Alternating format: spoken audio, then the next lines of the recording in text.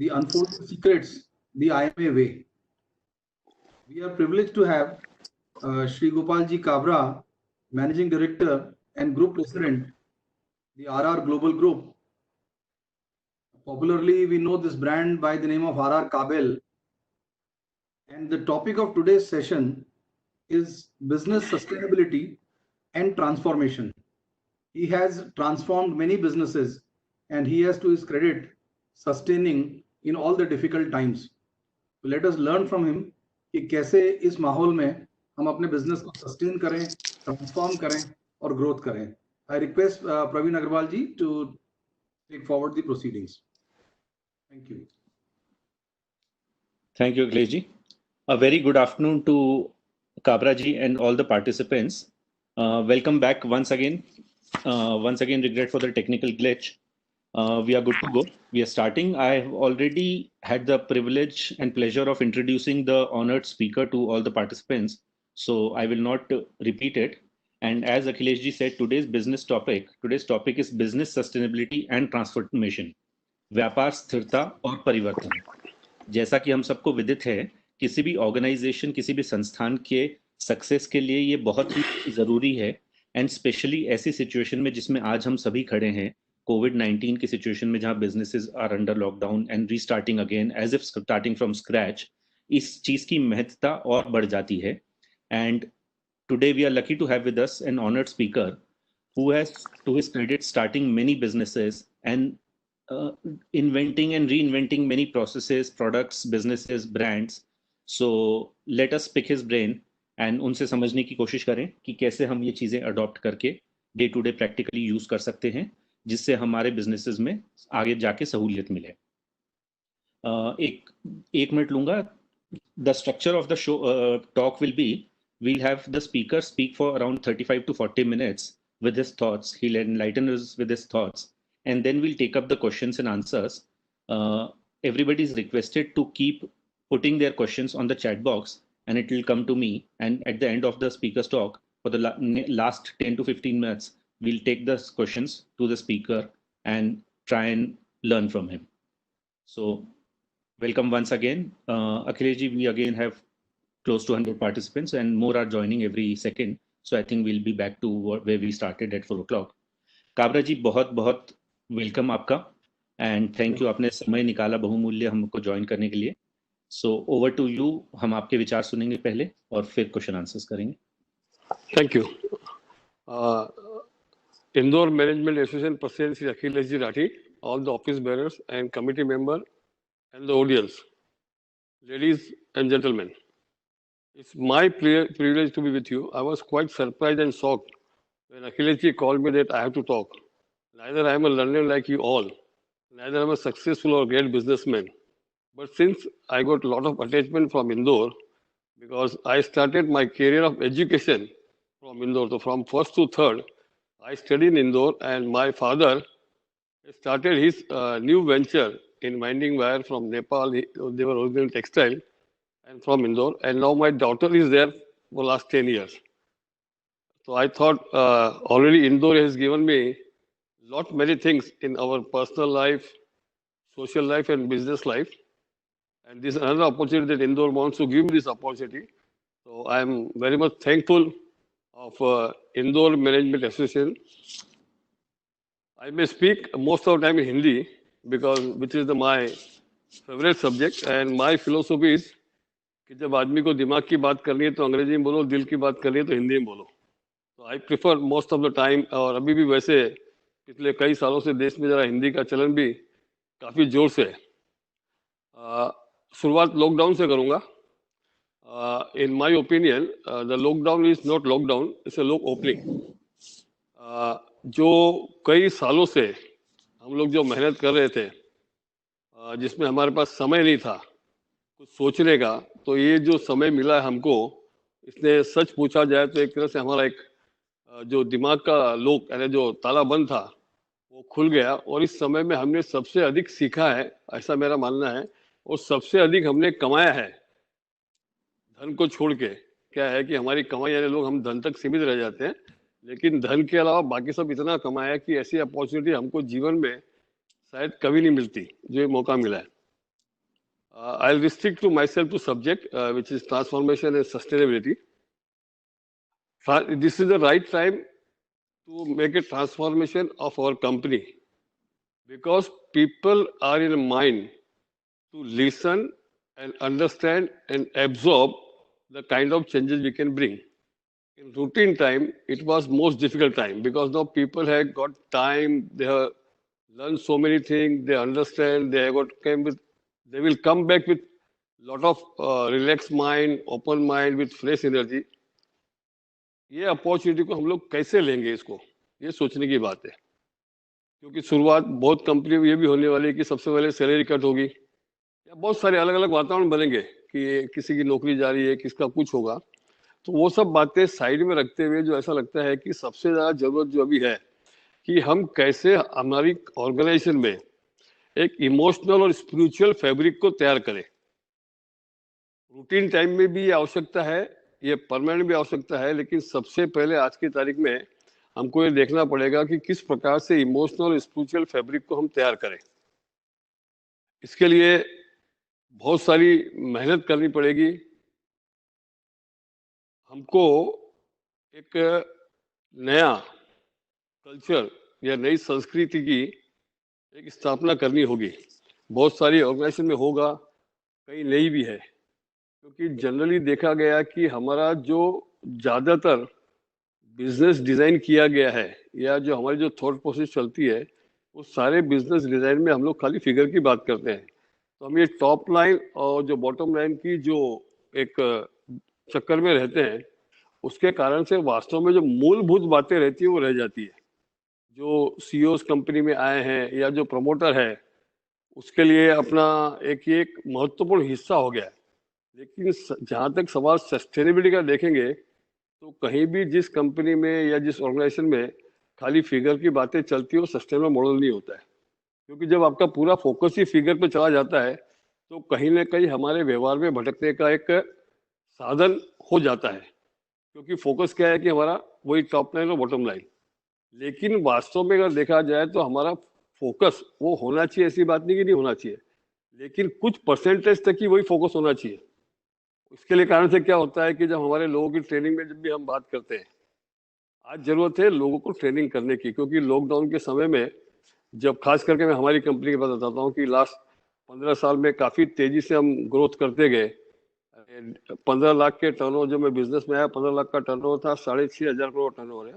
आज हमारा 85 कंट्रीज में हम लोग एक्सपोर्ट्स करते हैं। तो उस ग्रोथ के समय में कहीं ना कहीं हमारा संपर्क हमारे नीचे लेवल तक जो कंपनी में लोग उनसे नहीं हुआ, लेकिन लॉकडाउन के समय में जब वेबिनार के माध्यम से, कॉन्फ्रेंस के माध्यम से हमने देखा, जब क्योंकि हमारा एक संपर्क सीमित लोगों तक ही हो सकता था, तो नीचे का धरातल कहीं ना कहीं थोड़ा भटक गया था या खाली हो गया था। तो ये समय में सब समझ में आया कि हमारा फोकस वापस में क्या होना चाहिए, क्योंकि हमने कुछ लोगों को तक सीमित मात्रा में सिखाया, उन्होंने आगे कितना सिखाया, क्योंकि उनको ये था कि मैनेजमेंट को हमको फिगर की बात देनी है, फिगर अचीव करना है। तो क्या है कि फिगर को अचीवमेंट करने के चक्कर में वास्तव में सारे सस्टेनेबिलिटी के जो मापदंड होते हैं ना, सब खत्म हो जाते हैं। ये बहुत अच्छी तरह से एक समझने की जरूरत है। हमको लोगों को जो तैयार करना है, हम क्या करते हैं, अगर कोई सेल्स का बंदा है तो उसकी पूरा सेल्स की ट्रेनिंग ही देते हैं। अगर प्रोडक्शन का आदमी है तो उसको खाली प्रोडक्शन की ट्रेनिंग देते हैं। तो अरे कहीं ना कहीं हमने उसके नॉलेज को तो ऊपर बढ़ाया ही नहीं है। हम आदमी को एक रोबोट बना के रखना चाहते हैं, तो रोबोट खाली रोबोट की तरह ही काम कर सकता है, एक इंसान की तरह काम नहीं कर सकता है। इसलिए वास्तव में जो 80-20 का फार्मूला है, जो वर्ल्ड वाइड, जिसके बाद 150 साल पहले किताब बनी, उसके बाद कई लेखकों ने किताब लिखी, तो हमारे आदमियों की भी जो बेसिक ट्रेनिंग है, जो उसका मेन काम है, उस पर आप 80% ट्रेनिंग दो, लेकिन 20% जब तक हम उसको जनरलाइज ट्रेनिंग नहीं देंगे तो उसका एक मानसिक विकास नहीं होगा। आज जरूरत क्या है, हमको जरूरत है कि हमारे लोगों के अंदर एक सीखने की भूख हो। आज हमने क्या क्रिएट किया, हमने परफॉर्मेंस की भूख को क्रिएट किया। परफॉर्मेंस की भूख और सीखने की भूख, इसमें बहुत जमीन है। परफॉर्मेंस की भूख ये आपका शॉर्ट टर्म हो गया, सीखने की भूख आपका एक सस्टेनेबल मॉडल बनता है। जैसे एक सेल्स और मार्केटिंग, जो सेल्स होती है वो शॉर्ट टर्म होती है, मार्केटिंग होती है और लॉन्ग टर्म होती है। आपकी कंपनी के अंदर क्या बेसिक मूलभूत हम सबको चेंज करना चाहिए कि हमारा कुछ बातें जो है कि हमारी ब्रांडिंग जो है वो लोगों के डीएनए में आनी चाहिए। चाहे वो शुरुआत होती है आपके ड्राइवर से, शुरुआत होती है आपके वॉचमैन से लेके आपके टॉप सीईओ तक या हम मालिक लोग जो भी होते हैं उनके तक होती है। खाली एक टीवी एड देने से, आज समझे जैसे हमारा आर का एक प्रोडक्ट है, फॉर एग्जांपल हमने काफी टीवी से ब्रांड बिल्डिंग किया, काफी खर्चा किया, लेकिन वो सक्सेस कब होगा? जब हमारी कंपनी के अंदर इंटरनल ब्रांड बिल्डिंग होगी। एक्सटर्नल ब्रांड बिल्डिंग तो आपके पास पैसा है, आपके पास ताकत है, तो आप अपना कुछ भी खर्चा करके, आप होर्डिंग लगा के या टीवी ऐड करके, पेपर ऐड करके आप एक ब्रांडिंग क्रिएट कर सकते हैं। लेकिन जब तक आपके अंदर की इंटरनल ब्रांडिंग, तो यानी हर चीज में अगर आप देखेंगे तो एक देखना पड़ेगा कि एक्सटर्नली हम क्या करते हैं, इंटरनली क्या करते हैं। तो हमारा मैक्सिमम फोकस जो रहा सबका, क्योंकि शॉर्ट टर्म ग्रोथ के कारण से, एक दौड़ के कारण से हमारा मैक्सिमम ध्यान रहा कि एक्सटर्नल हम क्या क्या कर सकते हैं, और एक्सटर्नल के चक्कर में हमारा इंटरनल जो है कहीं ना कहीं ढांचा कमजोर हुआ है या उसके ऊपर हमारा ध्यान नहीं गया। तो जैसे एक जनरल बात करना चाहता हूँ कि जो हम मीटिंग करते हैं, मोस्ट ऑफ द केसेस में सबका ये दिमाग में होता है कि हमारी मीटिंग रिजल्ट ओरिएंटेड होनी चाहिए। रिजल्ट ओरिएंटेड का जब अगर आपका फोकस आता है तो हर चीज वापस एक शॉर्ट टर्म पे आती है। मेरा ये मानना है कि हमारा जो हम सारी मीटिंग होती है उसको रिलेशन ओरिएंटेड मीटिंग होनी चाहिए। रिजल्ट से रिलेशन नहीं बन सकता है, लेकिन रिलेशन से रिलेशन भी बनता है और रिजल्ट भी बनता है। तो फोकस किस पे होना चाहिए? रिलेशंस पे। तो एक और विचार हमेशा रहता है, जो शुरू से एक ईश्वर की कृपा रही, ये हमेशा से ध्यान में था कि जो कुछ भी हमको अचीव करना है उसको आप बाई प्रोडक्ट करिए। क्योंकि जैसे ही आप जो अचीव करना चाहते हैं वो आपका मेन प्रोडक्ट हो जाता है, तो आप ये समझिए कि आपके दिमाग का प्रेशर आपको इतना ज्यादा सताता है, उसके कारण से जो भी आप ट्रांजेक्शन करते हैं उसमें निश्चित रूप से कुछ ना कुछ नुकसान होता ही है। जैसे एग्जाम्पल देना चाहता हूँ, अगर हमारा सेल्स का बंदा है या जब हम खुद सेल्स पे जाते थे या जाते हैं कुछ लोग, इसमें से वो टारगेट हो जाता है कि मेरे को इसका ऑर्डर लेके आना है। आप देखेंगे आप भाव कम करके, उधारी बढ़ा के आप माल बेच के आते हैं, लेकिन आप मन में अगर सोच लें कि मेरे को ऑर्डर नहीं लेना है, आपके अंदर का एक कॉन्फिडेंस अलग होगा। आप आपके टर्म्स पे काम करेंगे, व्यक्ति वही है, उसका दिमाग भी वही है, लेकिन उस दिमाग को एक चेंज करने की आवश्यकता होती है। क्योंकि मैं जा रहा हूँ रिजल्ट ओरिएंटेड मीटिंग के लिए नहीं, मैं जा रहा हूँ रिलेशन ओरिएंटेड मीटिंग की ओर। ये छोटी छोटी बातें, ये हमारा एक मेन रोल हो गया। क्योंकि इसमें जब मैंने से पूछा कि इसमें कौन कौन ऑडियंस है, तो पता चला कि इंदौर के रथी महारथी बिजनेसमैन, इंडस्ट्रियलिस्ट और सीईओज और काफी सीनियर्स हैं। तो ये हम सीनियर्स के लिए बहुत ज्यादा लागू होता है, क्योंकि हमने सबने एक शुरुआत क्या हुई थी ओरिजिनल, कि हमने सबने अपना इतिहास एक छोटेपन से शुरू किया। किसी ने ट्रेडिंग से शुरू किया, किसी ने स्मॉल स्केल से शुरू किया, किसी ने नौकरी शुरू की छोटे से, और आज वो सीईओ बन गया। तो इसमें क्या हुआ कि हम लोग आज भी कंपनी को रन करने की कोशिश कर रहे हैं। वास्तविकता क्या होना चाहिए? पहले 5 साल, पहले 10 साल तक, मैक्सिमम 10 साल तक ही आपको कंपनी रन करनी चाहिए। अगर उसके बाद अगर आप मैनेज करने की परिस्थिति में नहीं आते, तो आप ये समझ लीजिए कहीं ना कहीं आपके या हमारे तरीके में गलती है, आपके या हमारे तरीके में खोट है। क्योंकि अगर हम रन करेंगे तो हमारे लोग क्या करेंगे, आप सोचिए। और जब तक लोग उसको रन करने के लिए नहीं है आपकी कंपनी को, तो इसका मतलब आपके पास सोचने का वक्त नहीं है। अगर आपका पास सोचने का वक्त नहीं है तो आपकी सस्टेनेबिलिटी कहाँ से आई वास्तविक जीवन में? कि हमारा समय का जिस लेवल पे हम लोग आज हैं, लेकिन ये भी मत सोचिए कि इस लेवल पे पहुंचूंगा तब ऐसे करूंगा। कुछ चीजें बेसिकली आपको शुरुआत से हो जाती है। जैसे बहुत लोग होते हैं ना, यार मेरे पास इतना रुपया होगा तो मैं दान धर्म करूंगा। अरे इतना रुपया होगा कि नहीं होगा इसकी गारंटी थोड़ी है। आदमी शुरुआत से ही एक प्रवृत्ति अगर कर लेता है कि मेरे को नहीं, मैं जो कमाता हूँ उतना दूंगा, उस हिसाब से दूंगा, तो ये जो देने की प्रवृत्ति, चाहे लोगों को काम की जवाबदारी हो, चाहे धन देने की बात हो, चाहे ज्ञान देने की बात हो, तो हमको ये 1/3 का जो फॉर्मूला में कुछ एक लगभग मैं कोशिश करूंगा कि इस वेबिनार में वो बात नहीं करी, 7वां वेबिनार है लॉकडाउन में, कि वो सब बातें नहीं हो जो पिछले वेबिनार में की है, क्योंकि यूट्यूब पे काफी कुछ देखने को मिल जाएगा। लेकिन मैं 20% बात हो रहेगी, बाकी सारी की सारी आपसे नई बातें करना चाहता हूँ कि ये आपका 1/3 समय से ज्यादा डे टू डे में नहीं जाना चाहिए।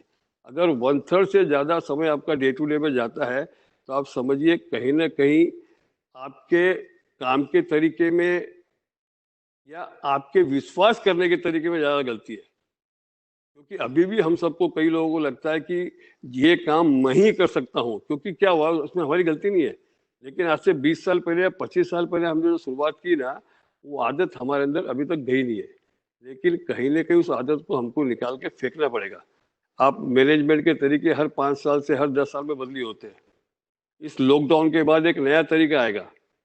अब एग्जिट क्या आएगा, आज मैकेंजी अलग बात बोल रहा है, बीसीजी अलग बात बोल रहा है, जो वेबिनार में अलग स्पीकर अलग बोलेंगे, फिर भी एक नया प्रारूप जो बनेगा अलग ही बनने वाला है, जिसके बारे में शायद हम लोग कोई सोच भी नहीं पा रहे क्या होगा। तो सारा का सारा फोकस हमको क्या करना चाहिए कि हम शुरुआत करते कंपनी से, एक छोटी दुकान की या छोटी फैक्ट्री की, या सीए लोग है तो सीए की एक फर्म चालू करते हैं। लेकिन कंपनी को हमको एक ऑर्गेनाइजेशन समझ के चलाना चाहिए। होता क्या है कि चूंकि हम कंपनी शुरुआत करते हैं तो हमारा वो कंपनी तक का लेवल रह जाता है। आज हमने भी जब दुकान शुरू की, जब मैं बिजनेस में आया था, हमारे पास 4 लोग थे। आज 4600 लोग इंडिया में काम करते हैं, 600 लोग बाहर काम करते हैं, 5200 लोग की टीम लेके चलते हैं। लेकिन वो 5200 लोगों की टीम तैयार कोई रातों रात एक दिन में तो हुई नहीं कि आप जितने भी लोग हैं, आप लोग के पास अधिक लोग हैं। तो इस तैयारी में हमको क्या क्या करना चाहिए उसके बारे में चिंतन करना चाहिए, क्योंकि हम ये आप ये समझ के चलिए कि हमारी वास्तविक संपत्ति जो है वो हमारे लोग हैं। वास्तविक संपत्ति जो है हमारे सप्लायर है, और हमारा पूरी की पूरा फोकस क्या लगा हुआ है, हमारे ग्राहक की ओर। ग्राहक जरूरी है, लेकिन ये मत भूलिए कि जब तक हमारे सप्लायर नहीं मजबूत है, ये हमारे लोग मजबूत नहीं है, तो ग्राहक भी क्या करेगा। ग्राहक भी जरूरी है, लेकिन हमने क्या किया, पूरा का पूरा फोकस सेल्स ड्रिवन कर दिया। जबकि हम क्या कर सकते हैं कि सेल्स के बदले हमारे प्रोडक्ट में कितना दम है, हमारी पॉलिसी में कितना दम है, हमने ब्रांड कितना क्रिएट किया है, हमने पुल फैक्टर कितना खड़ा किया है, क्या हमारा प्रोडक्ट टेक्नोलॉजी में टॉप में है, क्या हमारा प्रोडक्ट वैल्यू फॉर मनी है क्या। अगर हम ये 6 बातों पे ध्यान देंगे अच्छे से, जो बेसिक मूलभूत है, तो मेरे को नहीं लगता है कि आपको सेल्स के लिए इतनी मेहनत करनी पड़ेगी। हम अननेसेसरी पूरा का पूरा ताकत और पूरी की पूरी एनर्जी सेल्स में लगाते हैं। तो मैं तो ये कहूँगा कि 80% ताकत आपके सप्लायर्स के लिए, आपके जो एम्प्लॉय आपके आदमी है उसके लिए, और ये जो 6 बातें जो मैंने कही सेल्स के लिए जो महत्वपूर्ण है, अगर वो इस बातों में अगर 80% ध्यान देंगे तो आपका सेल्स भी सस्टेनेबल होगा, अच्छे प्राइस में होगा, अच्छे पेमेंट टर्म्स में होगा, अच्छे सम्मान के साथ होगा। हमको जो व्यापार करना है, उस व्यापार के अंदर हमको एक आपका कल्चर डिजाइन करना चाहिए। होता क्या है, हम पूरा बिजनेस प्लान डिजाइन करते हैं, क्योंकि सारे दिन वो आंकड़े के बीच में लगे हुए, किसी के पास समय नहीं है। हम सबको ये सोचने की आवश्यकता है कि सबसे कम आयु अगर हमारे ऑर्गेनाइजेशन में है तो हमारी खुद की, हमारे ज्यादा हमारी कंपनी की, कंपनी से ज्यादा उसके ऑर्गेनाइजेशन की, ऑर्गेनाइजेशन ज्यादा उसके ब्रांड की, और ब्रांड से भी कहीं ज्यादा आपकी कल्चर की है, आपकी संस्कृति की है, आपकी विचारधारा की है। आज कभी जब भी हम कोई विचारधारा की बात करते हैं, तो क्यों आज भी इतने सालों बाद अगर व्यक्ति का नाम देखे तो स्वामी विवेकानंद और महात्मा गांधी का नाम आता है, और किसी का नाम सामने नहीं आता है, क्योंकि दोनों ने ही अपने आप को व्यक्ति से एक ऑर्गेनाइज, एक विचारधारा, वो तो सीधा ऑर्गेनाइजेशन नहीं थे सर, स्वामी विवेकानंद या ऑर्गेनाइजेशन थे, उन्होंने खुद को अपने आप को एक विचारधारा बना दिया। हमको भी हमारी कंपनी को एक विचारधारा, हमारे लोगों से एक विचारधारा, जब तक हमारी कोई विचारधारा को नहीं बनाएंगे तब तक ये रोज का हमारा सस्टेनेबल नहीं आएगा। हम लोग ने कोशिश की कि हम हमारे लोग फॉलोअर हो। फॉलोवर आपका सस्टेनेबल मॉडल नहीं है। फॉलोवर आपके लॉन्ग टर्म नहीं हो सकते। फॉलोवर कुछ लोग आप मजबूरी में हो सकते हैं, लेकिन आपके वास्तव में बिलीवर होने चाहिए। अब बिलीवर कैसे होंगे? क्या हम अच्छी अच्छी बातें करेंगे तो होंगे? क्या हमको अच्छे पैसे देंगे तो होंगे? दोनों से नहीं होने वाला दोस्तों। वास्तव में हमारे बिलीवर लोग तब होंगे जब हमको अच्छा करते हुए देखेंगे, हमारे व्यवहार को देखेंगे। वाणी कई लोगों की बहुत सुंदर होती है, कुछ लोगों का व्यवहार सुंदर होता है। बहुत कम लोग ऐसे होते हैं कि जिसकी वाणी भी सुंदर होती है, लिखाई भी सुंदर होती है, व्यवहार भी सही होता है। तो जीवन में ये तीनों के तीनों को सुंदरता लानी ही पड़ेगी, क्योंकि अल्टीमेटली आपकी जो सारी संपत्ति है वो संपत्ति है क्या? ये धन। जो लोग 2 नंबर का काम करते हैं उनको नोटबंदी के समय तकलीफ हो गई।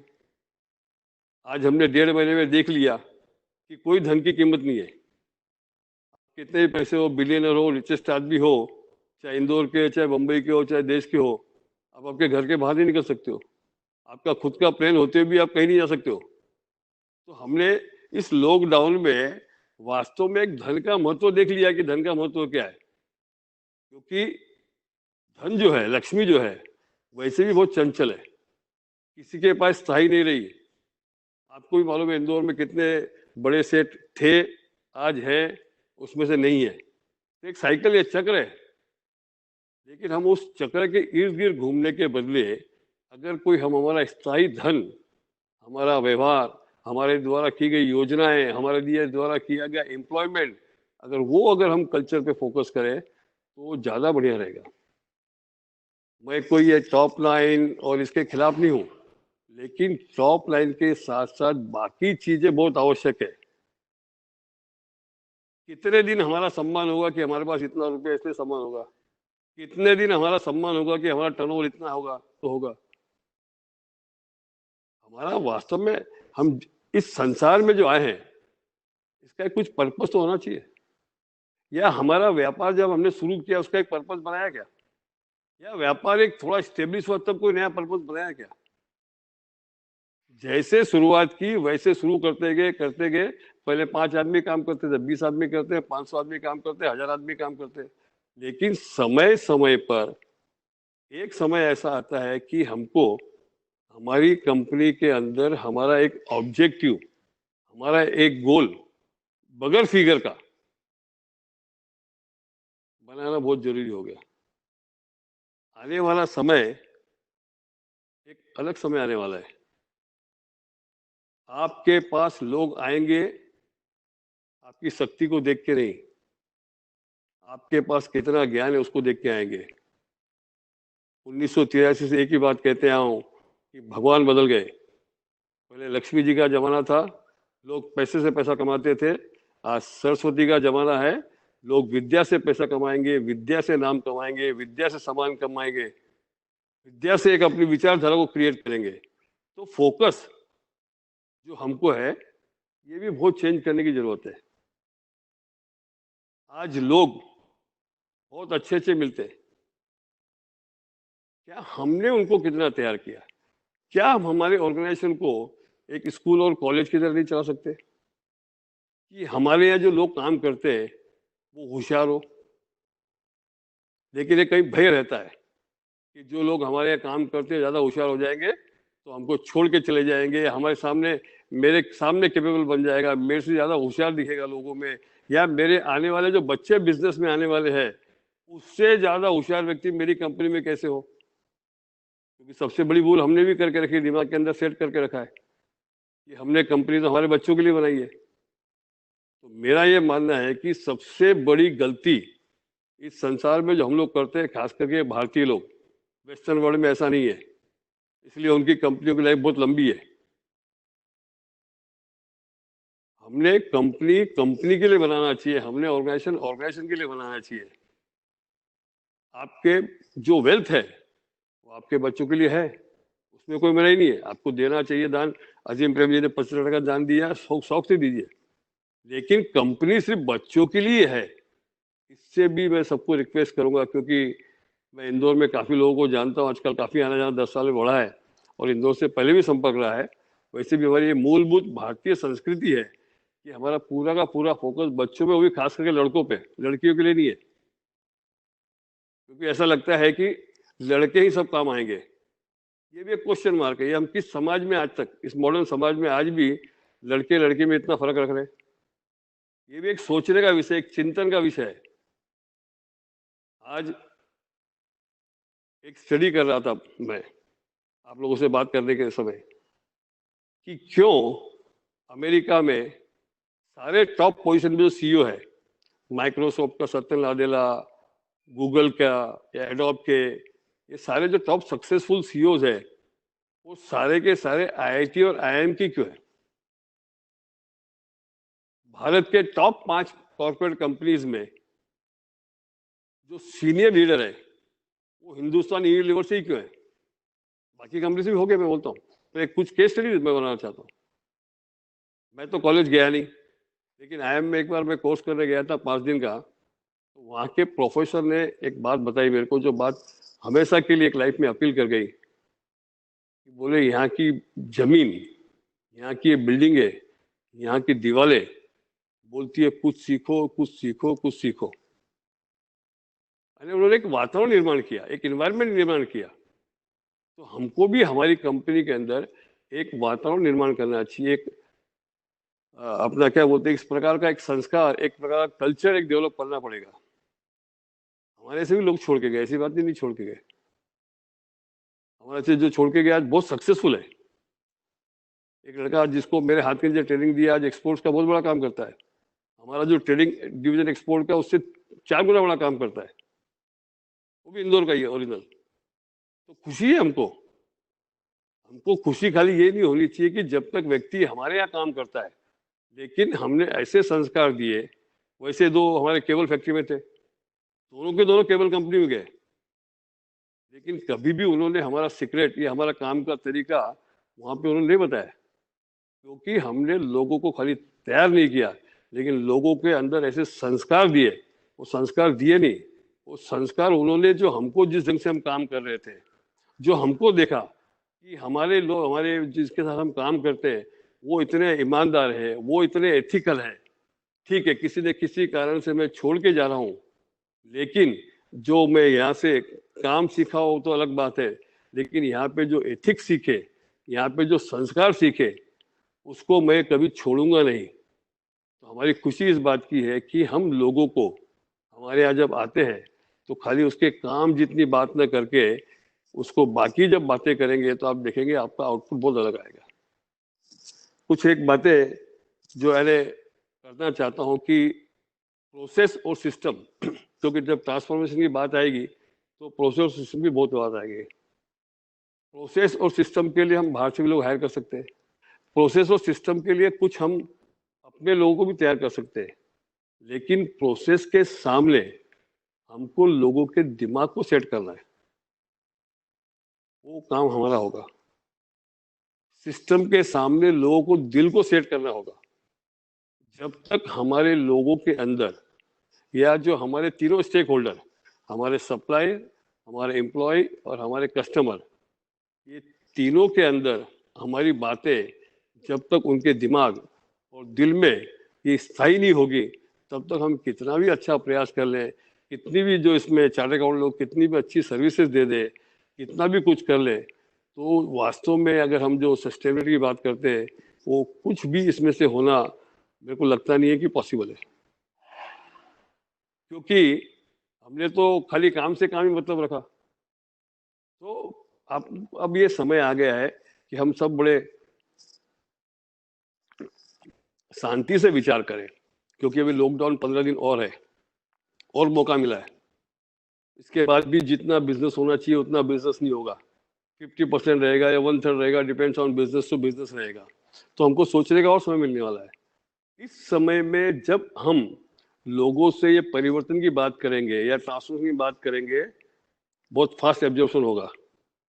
और आज जो हमको ये मौका मिला है, वो सबने हमने हिंदी पिक्चर देखी होगी कि ये जिंदगी ना मिले दोबारा, वैसे ही व्यापार में ये ऐसा मौका हमको परिवर्तन का दोबारा नहीं मिलेगा। तो इसका पूरा का पूरा हमको ये लाभ हमको लेना चाहिए। अब कुछ एक बातें जिसमें हमारा ध्यान आजकल कम गया है, क्योंकि हम लोग सब एक अलग परिवार से भी आते हैं, अलग संस्कारों से भी आते हैं, कि हम लोग कैपेबिलिटी असेसमेंट में नहीं मानते। जो बहुत प्रोफेशनल कंपनी है उसमें तो होता है, लेकिन जनरली आज भी इंडिया में 80% कंपनियां प्राइवेटली ओन्ड है। तो ये हमको देखना है कि हमारे लोगों में वास्तव में उसकी कैपेबिलिटी क्या है, उसके अंदर विलिंगनेस कितना है। मैं तो ये चाहूंगा कि सर, मेरा खुद का भी, हमने एजेंसी हायर की है, मेरी पत्नी भी बिजनेस में है, बच्चे लोग भी बिजनेस में है, हम सबका कैपेबिलिटी असेसमेंट करा रहे हैं।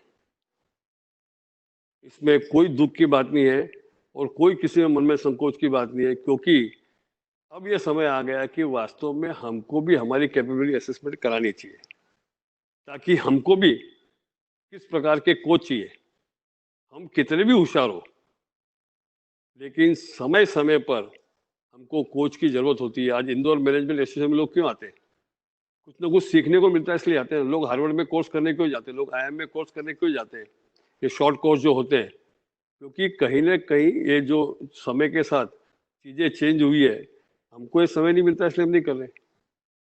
मैं तो कहूंगा कि आपके बच्चों को, आप बच्चों का कराइए सब, हमको भी ध्यान में आएगा वास्तव में हम जिनके लिए ज्यादा कर रहे हैं वो वास्तव में उसके काबिल है कि नहीं। हमको सक्सेशन प्लान बनाने में इजी होगा। बच्चों को आप अच्छे विचार दीजिए, अच्छे संस्कार दीजिए, शुरू में 2 4 5 साल कंपनी रन करने की दीजिए, जो स्टेब्लिश है बाद में उनको भी आप कंपनी मैनेज करने को दीजिए। मैनेज और रनिंग और ओनरशिप और मैनेजमेंट, इसका डिफरेंस जब तक हम लोगों को समझ में नहीं आएगा, तब तक ये मारामारी हमारे हमेशा चलती रहेगी। आने वाला समय काफी इन्वेस्टमेंट आएंगे, ऐसा जो बातें चल रही है, काफी इन्वेस्टमेंट आने के मौके हमने कुछ खोए भी हैं, लेकिन वापस ये जिस हिसाब से अनाउंसमेंट हो रहा है, जिस प्रकार से वातावरण बन रहा है, लोग भारत की ओर देखेंगे, ये पूरी उम्मीद है। लोग इसको इकोनॉमी के हिसाब से अच्छा भी समझते हैं, अच्छी भी होगी, लेकिन साथ साथ में ये नहीं भूलना चाहिए कि कई सारी मल्टीनेशनल कंपनियां अब इंडिया में आएगी। मल्टीनेशनल जब कंपनी आती है तो एक उनकी ताकत अलग होती है, उनके पास पैसे की ताकत होती है, उनके पास ब्रांड पावर की ताकत होती है, उनके पास बड़े बड़े लोग लेने की ताकत होती है। तो शुरुआत में शॉर्ट टर्म में हमारे लिए बहुत रोजी रोजी लगेगा, लेकिन आने वाले 5 साल बाद हम सबको लगेगा कि हमारे सामने लोकल कंपटीटर, हमारे लोकल भाई नहीं, लेकिन ये विदेशी कंपनियां आ गई है। आइए, उनको हमको आना चाहिए, हमको स्वागत उनका करना चाहिए। जब तक व्यापार में कंपटीशन नहीं है, तब तक व्यापार का कोई महत्व नहीं है। कंपटीशन और कंपैरिजन, ये दोनों में बहुत फर्क है। मेरा एक ही निवेदन है आप लोगों सबसे कि जीवन में कंपैरिजन कभी नहीं करें, चाहे घर में हो, चाहे समाज में हो, चाहे व्यापार में हो, क्योंकि कंपैरिजन करने से कहीं ना कहीं हम हमारे लोगों को खोते हैं। एक बाप के 3 बच्चे होते, तीनों इक्वल नहीं होते। हम एक ही होते, एक ही बेटा होता तो बाप बेटे इक्वल नहीं होते। ये हमने सबने कही कहानी सब सामने देखा हुआ, अमिताभ बच्चन, अभिषेक बच्चन। अभिषेक बच्चन के अच्छा कलाकार नहीं, ऐसी बात तो नहीं है, लेकिन अमिताभ बच्चन लोग ने कंपेयर उससे किया। तो ये भी एक चैलेंज हमको आएगी आगे चल जमाने में, तो उसके लिए भी कोई संकोच करने की जरूरत नहीं है, क्योंकि ये भी एक बहुत, कई घरों में देखता हूँ कि इस प्रकार की चैलेंज लोग महसूस कर रहे हैं। क्योंकि हमारे बच्चों को आज उतनी मेहनत करने की जरूरत नहीं है, क्योंकि उनके पास सब कुछ है। हम लोगों ने इतनी मेहनत शायद इसलिए की कि हमारे पास कुछ था नहीं। तो ये जो समय का फर्क है, या वातावरण का फर्क है, या रिक्वायरमेंट की फर्क है, या आवश्यकता की जो फर्क है, ये सारे चैलेंजेस हमको ये समझने पड़ेंगे, देखने पड़ेंगे। जब तक हमारे स्टेक होल्डर, जो हमारे सप्लायर है, हमारे लोग हैं और हमारे ग्राहक हैं, इनका हमारा संबंध एक तराजू की तरह होना चाहिए। तराजू जैसा ईमानदार चीज कोई नहीं होती है। गांव में भी लोग चुंबक लगा के उसको जरा वजन को आगे हेराफेरी कर लेते हैं। जब तक हमारे लोगों की आवश्यकता हमारे लिए और हमको हमारे लोगों की आवश्यकता उनके लिए, या हमारे सप्लायर की आवश्यकता हमारे लिए और कस्टमर की हमारे लिए, जब तक हम दोनों का इक्वल लेवल पे आवश्यकता नहीं है या इक्वल लेवल पे जरूरत नहीं है, तब तक ये रिश्ता जो है ये भारी और हल्के का रहेगा। और जब तक आपका ये रिश्ता भारी और हल्के का रहेगा, आपका सस्टेनेबल मॉडल नहीं आता है। रिश्ते सस्टेनेबल तभी होते हैं जब ये रिश्ते में आपके तराजू में न्यूट्रल होना चाहिए, आवश्यकता है। तो एक हमने सबने अपने केबिन के अंदर जरूर एक तराजू लाना चाहिए और उस तराजू को देखते रहना चाहिए कि मैं मेरे सप्लायर के साथ जो व्यवहार करता हूँ, और जब मेरा ग्राहक मेरे साथ वैसा व्यवहार करेगा तो मुझे कैसा लगेगा। अगर ऐसा हम रोज 1 या 2 मिनट सोचेंगे तो हमको ध्यान में आएगा कि हमारा व्यवहार कैसा होना चाहिए।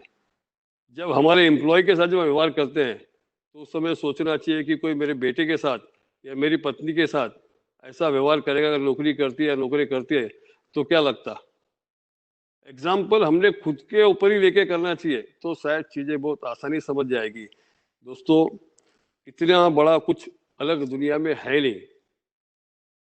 हमको खुशी और सफलता के बीच की मारामारी और दूरी को तय करना है। खुशी जो है वो टेम्पररी है, सफलता है वो परमानेंट है। और मैं समय सीमा के साथ ध्यान रखते हुए जो मेरे 2 महत्वपूर्ण बातें जो हमेशा बोलता हूँ, और एक बात तो मैंने अभी उसको अपना चेंज करके बनाया था कि हमको मी से हटके वी में आना है।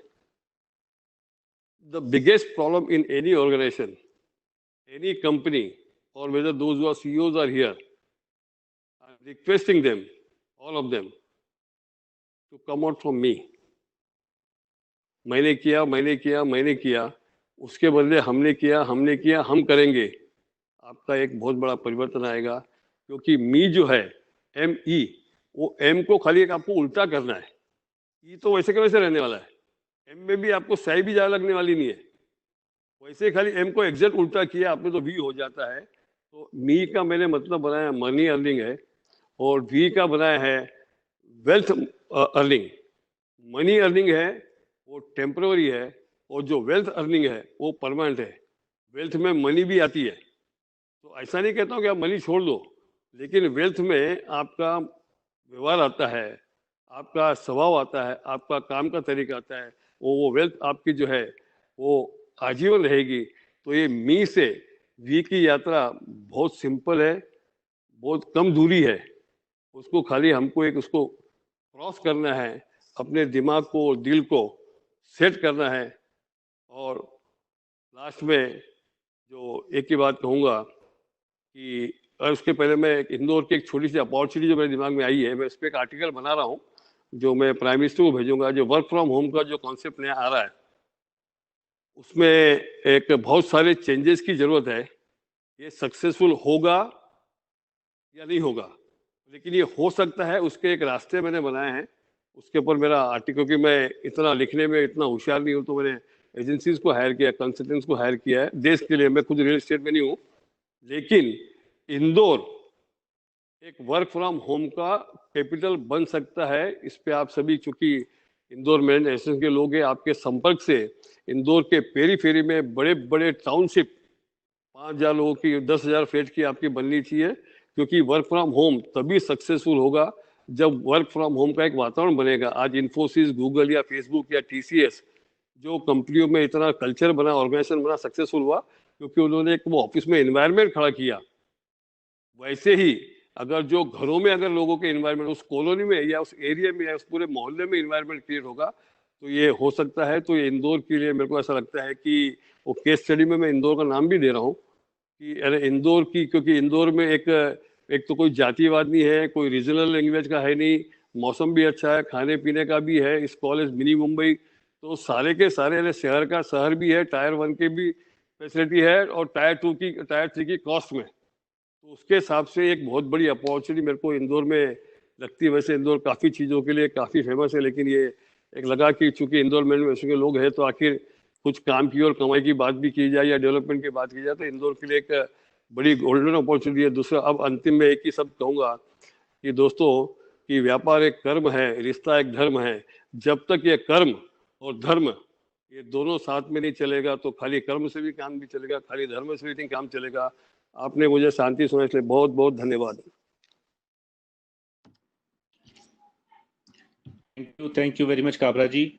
इंदौर के करीब 125 से ज़्यादा बिजनेस हाउसेस के लोगों ने और सीईओज ने प्लस सीनियर मैनेजमेंट के लोगों ने आपको सुना, और आई एम श्योर बहुत लर्निंग में मैंने पर्सनली बहुत लर्निंग ली है आपके टॉक से।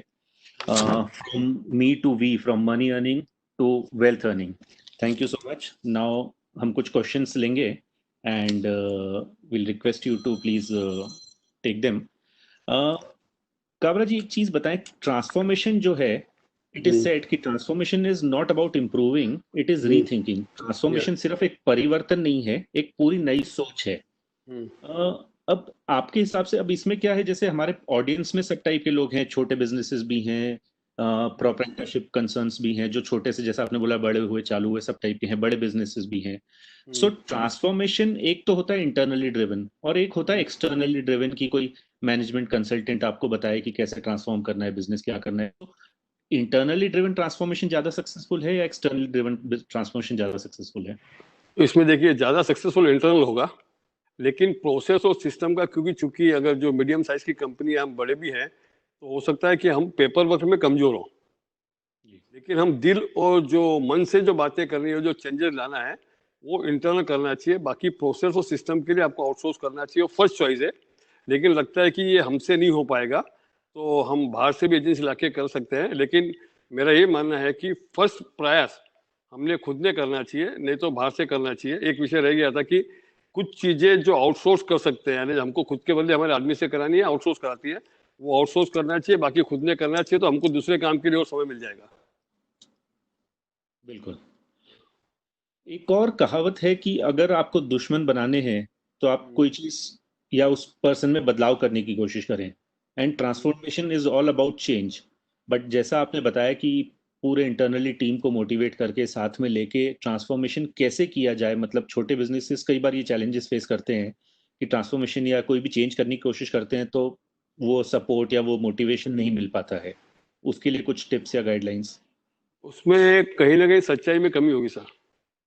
अगर सच्चाई में अगर कमी नहीं है तो ये मुश्किल नहीं है, क्योंकि आपकी बात, मैंने कहा ना कि आपके वो फॉलोअर होंगे तो आपकी बात नहीं मानेंगे, अगर आपके बिलीवर है तो आपकी बात मानेंगे। आपने क्या वो व्यवहार में पहले कुछ किया ऐसा तो आपकी बात सुनेंगे। बाकी कहीं से सुन के आ गए या किसी ज्ञानी ने बोल दिया, किसी कंसल्टेंट ने बोल दिया इसलिए आप करना चाहते हैं तो नहीं आगा। तो उसके पहले आपको वैसा आपका करके बताना पड़ेगा। मैंने कहा ना, जो 3 व्यक्ति मेरे यहाँ छोड़ के गए, तीनों ने सेम बिजनेस में नहीं आए, तीनों बहुत बड़े बने, क्योंकि उन्होंने वो ऐसा देखा कि हमने ऐसा नहीं किया। एक मेरा पार्टनरशिप में काम था, जब मैंने छोड़ा तो मेरे पार्टनर को बोल के आया था, मैं एक वादा करके जाता हूँ, जो कुछ यहाँ सीखा हूँ मैं आने वाले 5 साल तक उस कस्टमर को हाथ में लगाऊंगा, उसकी जिंदगी भर लगाऊंगा, जब तक तो मेरे कस्टमर को हाथ में लगाएगा। तो लोगों ने देखा हमने किया वैसे, तो जो अगर हमने किया है तो लोग समझेंगे। जी काबरा जी, एक मैं थोड़ा सा आपका समय चाहूंगा, 5-7 मिनट आप थोड़ा इस चीज पे भी, क्योंकि हमारे ऑडियंस में काफी सारे फैमिली ओन्ड बिजनेसेस हैं, और फैमिली ओन्ड बिजनेसेस में सस्टेनेबिलिटी के लिए बहुत जरूरी है कि एक जनरेशन से दूसरी जनरेशन या 2 भाइयों के बीच में या बाप और बेटे के बीच में कैसे समन्वय हो और कैसे बिजनेस एथिक्स हो और किस तरह से चीजें day to day carry forward की जाए। एंड जैसा कि आपका भी है, आपका एक संयुक्त परिवार है, बट आपने काफी प्रोफेशनली उसको पूरे को मैनेज किया हुआ है जहां तक मेरी अंडरस्टैंडिंग है।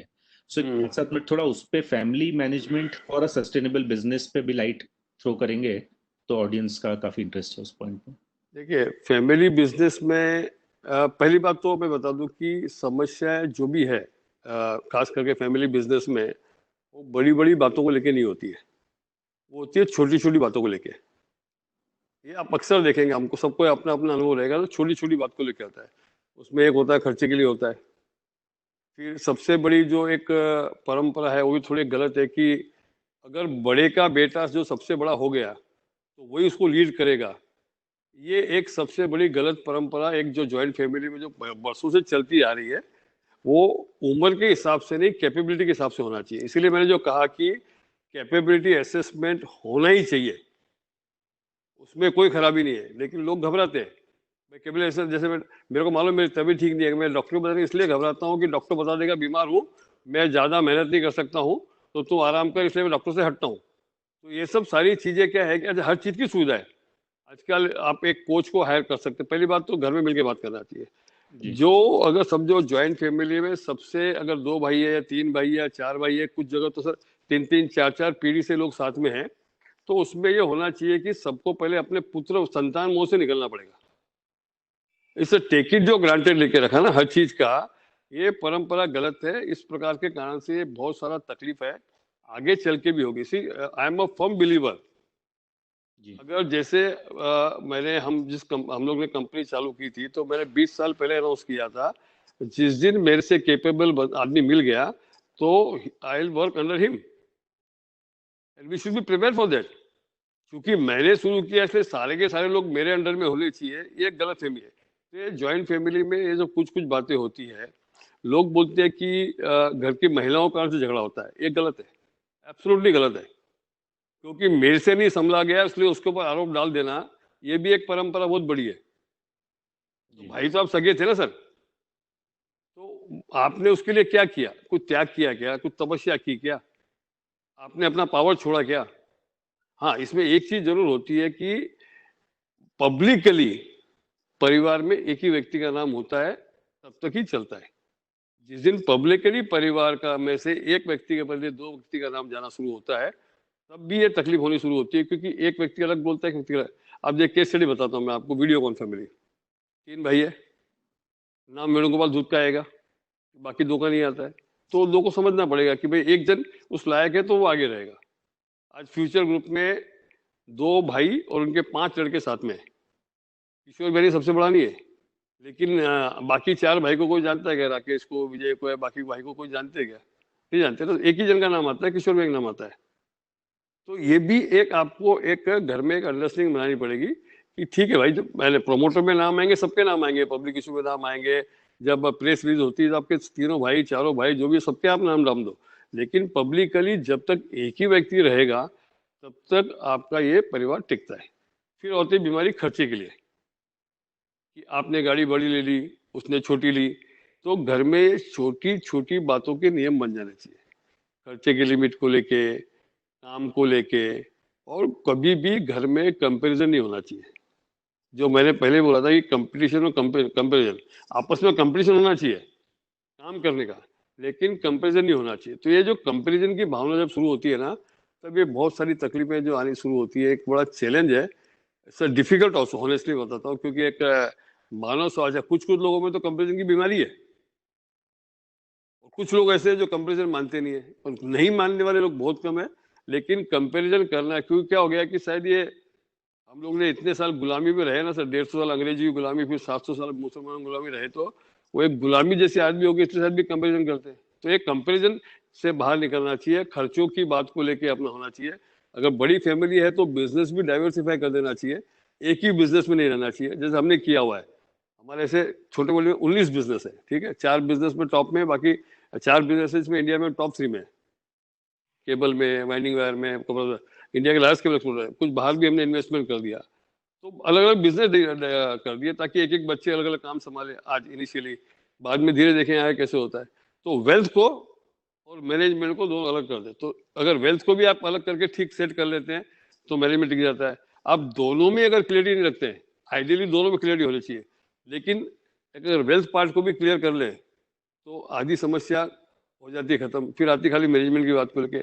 और मैनेजमेंट अगर दोनों अगर आप क्लियर कर सकते हैं, वेल्थ का, मैनेजमेंट का, घर में खर्चे का, ये 3 चीजों का अगर हम लोग समावेश कर ले और घर के कल्चर के नीति नियम पे ध्यान देंगे, तो मेरे ख्याल से इतनी बड़ी समस्या नहीं है, उससे हम निकल सकते हैं।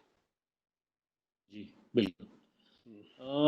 काबरा जी, जितना किसी भी व्यक्ति की सक्सेस, किसी भी व्यक्ति को अपनी सक्सेस से सीखने को मिलता है, उतना ही या कहीं उससे ज्यादा कई बार जो डिबैकल्स या ड्रॉबैक्स आते हैं या शॉर्ट चैलेंजेस आते हैं, उससे सीखने को मिलता है। एक पार्टिसिपेंट का क्वेश्चन है कि जैसे आपने अपना बिजनेस 15 साल में 15 लाख से 6,500 करोड़ तक पहुंचाया, तो सक्सेस तो है अपनी जगह, सबको दिख रही है, बट कई चैलेंजेस भी आए होंगे, कुछ ड्रॉबैक्स भी आए होंगे। तो उससे आपने कैसे सीखने को मिला या उससे कैसे सीखा जाए? पहली बात तो ये 15 लाख का ये 15 साल में नहीं आया सर, कि ये अपने को सॉरी। 40-42 साल जी लगे, जी मैं जी बता दूं मैं जी आपको। जी जी। तो बेसिकली क्या है, देखिए कि सारे के सारे बिजनेस सक्सेसफुल वैसी बात नहीं है।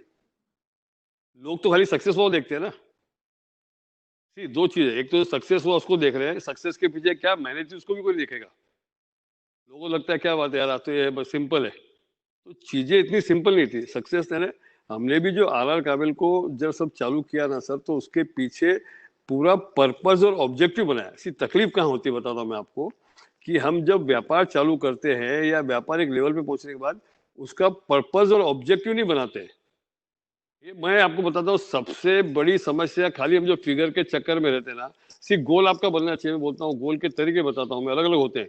एक ही चीज के आप 10 तरह से गोल बनाइए। आपका जैसे हमारा जो टारगेट था पहले कि भाई हमारा, आज हम लोग 85 कंट्री में, अभी लॉकडाउन में 7 कंट्री और 92 कंट्री में हमारा प्रेजेंस है, अलग अलग आइटम को लेके, राइट। तो हमारा शुरू में था विश्व के लार्जेस्ट केबल एक्सपोर्टर, हमारे इतने रिटेलर होने चाहिए, हमारे इतने स्टेट में हमारा काम होना चाहिए। तो आपके गोल को 1 2 3 4 5 10 भाग में आप बांट दीजिए, आपके असफलता के कारण नहीं रहेंगे।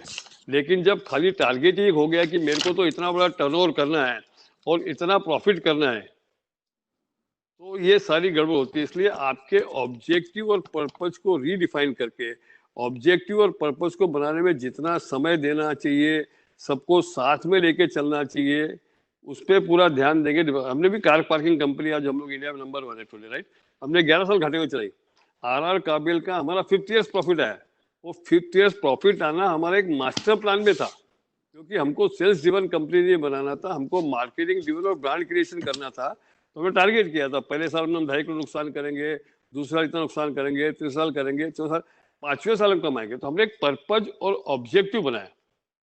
ऐसे नहीं और भी बाकी बिजनेस में नुकसान किया, ऐसा नहीं। हमने बिजनेस चालू करके, हमने एक ऑनलाइन बिजनेस चालू किया, हमने बंद किया। मैंने गारमेंट बिजनेस चालू किया, 1.5 साल किया, बंद किया। तो कई सारे, यानी स्पाइसेस एक्सपोर्ट करता था, वो बंद किया। तो आज आर काबिल दिख रहा है इसलिए समझता। तो कई बिजनेस, आपको बिजनेस को एग्जिट करने में कभी नहीं घबराना चाहिए। सबसे एक कहने इसमें एक ही डिबाकल के समय या क्यों उसके पहले, आपको बिजनेस को एग्जिट करने में कभी नहीं घबरा। लोग क्या होते हैं कि लोग क्या कहेंगे, और मैंने इसके लिए मेहनत किया इसलिए नहीं छोड़ते हैं। वो दलदल में, खड्डे में घुसते जाते हैं, घुसते जाते हैं, घुसते जाते हैं। तो राइट समय ऐसा लगता है कि नहीं है, कोई बात नहीं, अपने मेहनत की, नहीं हुआ कोई बात नहीं। जैसे सफलता को स्वीकार किया वैसे असफलता को स्वीकार करके होना चाहिए। बिल्कुल सर। काबरा जी, कुछ क्वेश्चंस आज के स्पेसिफिक टाइम जो कोरोना या कोविड का टाइम चल रहा है और जो उससे रिलेटेड चैलेंजेस हैं, क्या सेक्टर्स आपको लगते हैं कि ये definitely world is going to change, businesses are going to change after this Covid lockdown is over and after this whole international भी, यूएस, चाइना, जितनी भी सारी चीजें चल रही हैं, सो क्या बिजनेस सेक्टर्स नए अपॉर्चुनिटीज आ सकती हैं, और एग्जिस्टिंग बिजनेस में क्या किस टाइप से चेंजेस आपको लगता है कि आगे गोइंग फॉरवर्ड सबको इनकॉर्पोरेट करने पड़ेंगे? देखिए, सोशल डिस्टेंसिंग तो लंबा चलेगा, ये पक्का है। जो बिजनेस तकलीफ है वो hotel, tourism, airlines, luxury goods, garment में इनिशियली 4-6 महीना थोड़ा टफ लग रहा है, क्योंकि जैसे कल भी पढ़ रहा था कि आपको ट्रायल करने नहीं मिलेगा। अच्छा, लोगों को सैलरी कट का माहौल भी बनेगा, घर में रहें तो सेविंग का भी एक माहौल बना है।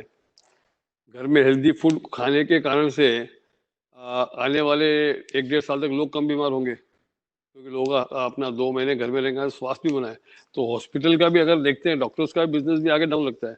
अब ये सैलून, स्पा, ये सब जो बिजनेस है, सर्विस सेक्टर में ज़्यादा मेरे को लगता है तकलीफ आएगी। मैन्युफैक्चरिंग में इतना नहीं आएगा। लेकिन जो अच्छा लगता है मेरे को आगे, वो इंडिया से मैन्युफैक्चरिंग एक्सपोर्ट्स का बहुत बड़ा अच्छा स्कोप लग रहा है। और ये वर्क फ्रॉम होम अगर वाकई में सक्सेसफुल होता है, जैसे टीसीएस ने अनाउंस किया है कि 50% लोग घर से काम करेंगे, तो इससे इनकी कॉस्ट कम होगी और जो लोग घर से काम करेंगे, लेकिन फिर से कहूंगा कि आज जिस घर में रहते हैं उससे काम करेंगे तो फेल हो जाएगा।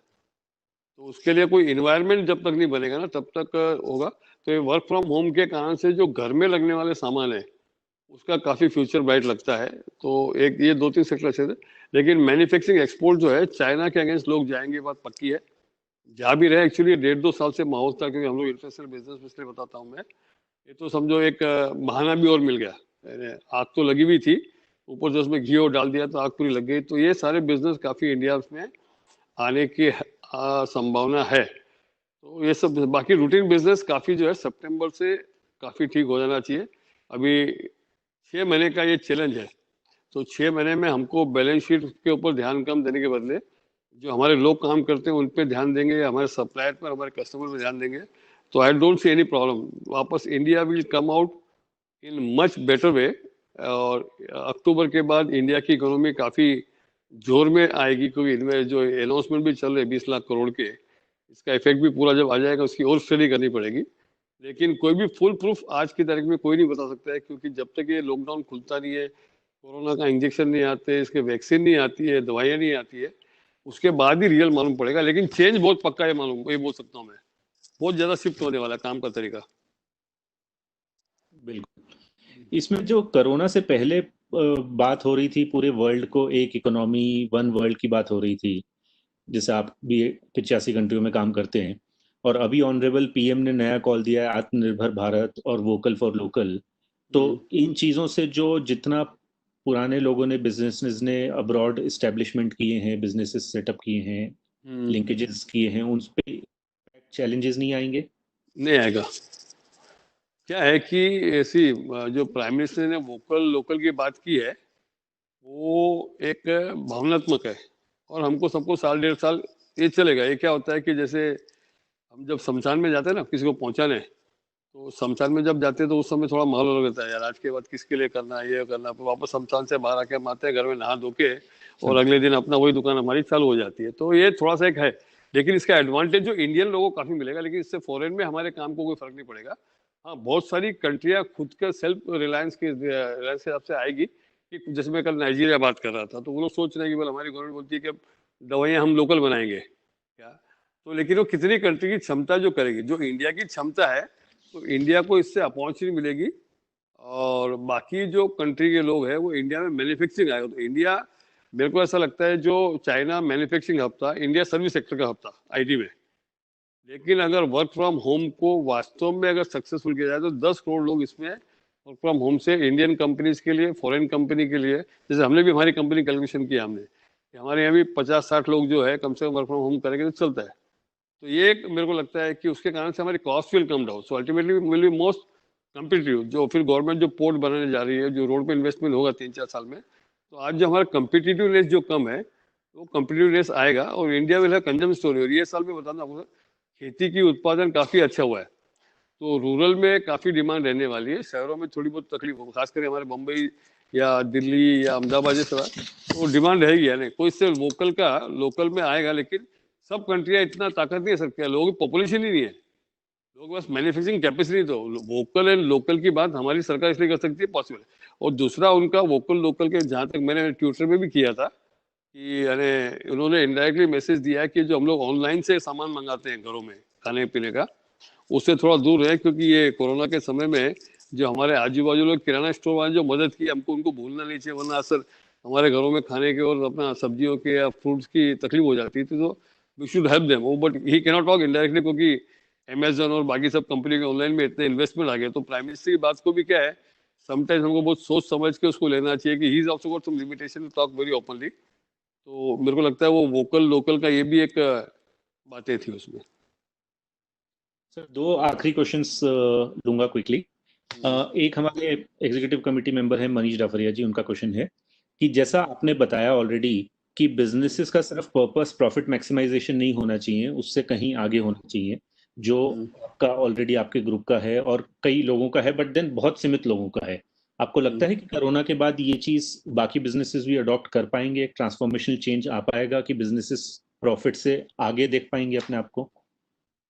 जो जो देख पाएंगे सुखी रहेंगे, जो नहीं देख पाएंगे वो तकलीफ वाला काम है। देखिए बेसिकली CSR अभी आया है, बरोबर है, लेकिन हमारे जो ओरिजिनली अगर देखे पूर्वज, तो उन्होंने काफी दान धर्म करते थे।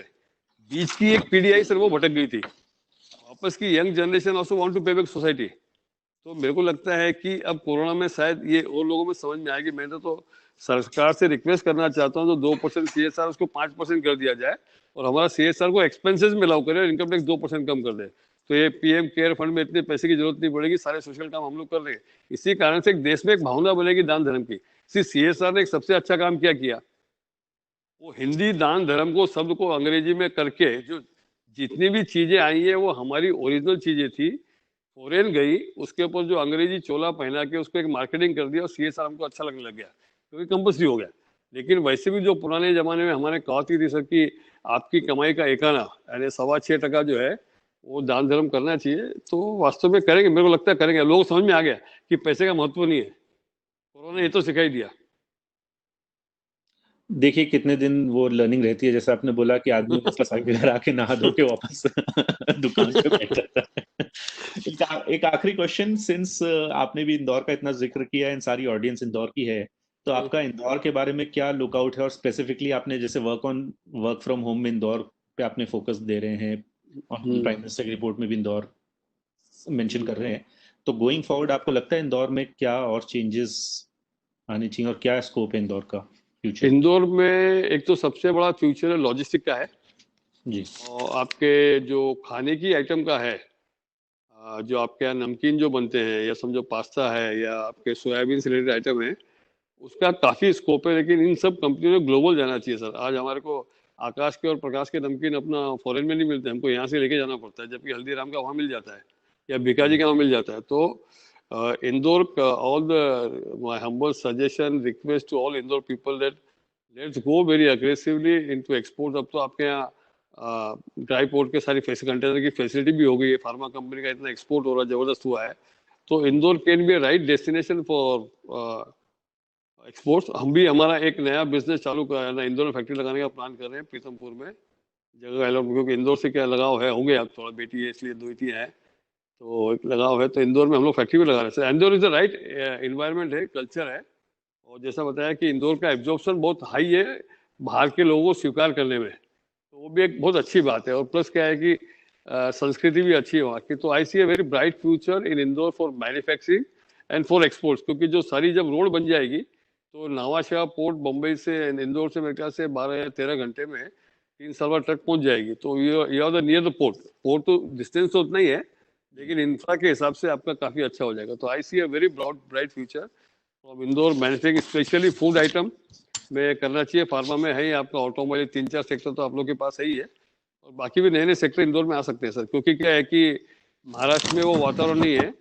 गुजरात काफी महंगा हो गया है, क्योंकि हमारा मेजर सेटअप गुजरात और सिलवासा में, तो गुजरात काफी महंगा है in terms of labour, in terms of power, land cost, और इन्वायरमेंट भी वो नहीं है जो पहले मोदी जी के समय था। तो इट्स नॉट, तो MP can be good place, Indore specially.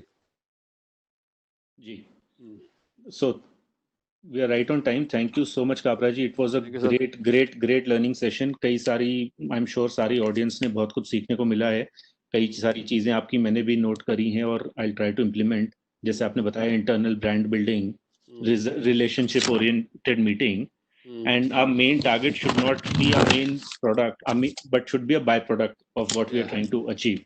So thank you so much for all the insightful learnings, and it has been a pleasure listening to you. I would request Akhilesh Rathi ji to say the closing remarks. I think Kabra ji, it's been a very practical session coming straight from the heart. आपने कहा कि दिमाग की बात English में करता हूँ और दिल की बात हिंदी में करता हूँ, तो आपने आज बहुत ही दिल से संस्कारों को आपने एक माला में पिरो के कि कैसे आपने एक 6,500 करोड़ का ऑर्गेनाइजेशन बनाया और सबको प्रेरित किया। इंदौर मैनेजमेंट एसोसिएशन की ओर से मैं आपका हृदय से आभारी हूँ। आपने वास्तविक में लोगों को एक डीप थिंकिंग के लिए इनपुट दिया है कि भैया अपना कल्चर ऑर्गेनाइजेशन का बिल्टअप करिए, एक्सटर्नल इंटरनल। प्रवीण जी ने काफी चीजें समअप करी हैं, but we are really grateful. और थोड़ा सा डिले हुआ, सभी पार्टिसिपेंट से मैं क्षमा चाहता हूं, लेकिन सभी लोगों ने पूरे उत्साह से आखिरी तक ज्वाइन किया। आप सबका बहुत बहुत धन्यवाद। Thank you sir.